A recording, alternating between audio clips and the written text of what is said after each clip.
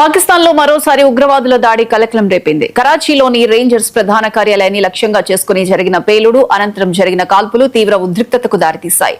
భద్రతా బలగాలు వెంటనే అప్రమత్తమై ఎదురు కాల్పులు జరిపాయి. దీంతో ఆ ప్రాంతంలో భారీ భద్రతను ఏర్పాటు చేశారు.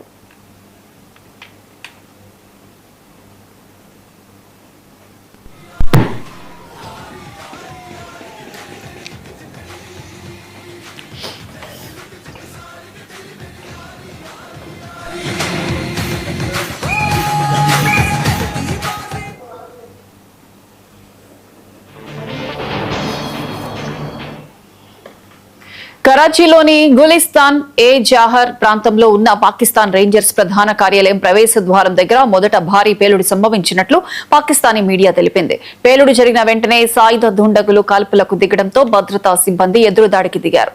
కొంతసేపు రెండు వర్గాల మధ్య తీవ్ర కాల్పులు జరిగినట్లు తెలుస్తోంది. భద్రతా బలగాలు ప్రాంతాన్ని పూర్తిగా తమ ఆధీనంలోకి తీసుకుని గాలింపు చర్యలు చేపట్టాయి. పాకిస్తాన్ సైన్యం విడుదల చేసిన ప్రాథమిక వివరాల ప్రకారం ఈ దాడిలో 3 రేంజర్స్ సిబ్బంది మరణించగా పలువురు గాయపడ్డారు. దాడికి పాల్పడిన పలువురు మిలిటెంట్లను భద్రతా దళాలు హతమార్చినట్లు కూడా వెల్లడించాయి.